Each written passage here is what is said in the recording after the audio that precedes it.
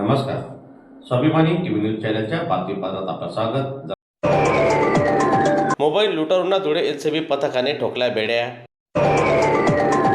धुळे शहराजवळील मुंबई आग्रा महामार्गावर काही दिवसांपूर्वी झालेल्या मोबाईल लुटीच्या घटनेचा तपास पोलिसांनी लावलेला असून या प्रकरणी धुळे एलसीबी पथकाने 2 चोरट्यांना ताब्यात घेतलेले आहे.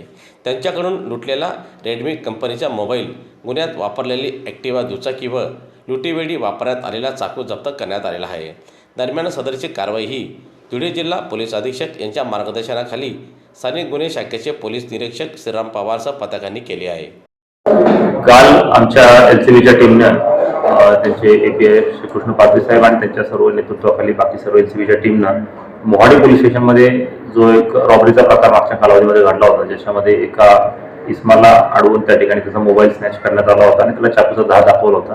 त्याच्यामध्ये मिळालेल्या गोपनीय माहितीच्या आधारावरती ह्यातले 2 आरोपी, एक आहे गौरव उर्फ भंडाऱ्या लक्ष्मण अर्दले आणि दुसरा आहे अभय अशोक झोटे, हे दोन्ही राहणार धुळ्याचे आहेत. त्या दोघांना त्या ठिकाणी अटक केलेलं आहे. त्यांच्याकडून त्याच्यात गुन्ह्यात वापरलेली गाडी तसेच चाकू आणि जो मोबाईल आहे तो देखील सीज केलेला आहे. सत्कृदर्शनी तर सध्या असं दिसतंय की यांच्यावर याच्यापूर्वीचे कुठली गुन्हे नाही आहेत, मात्र त्या बाबतीत देखील अधिक विचारपूस करून त्या ठिकाणी पुढची कामगिरी करण्याचं काम सुरू आहे.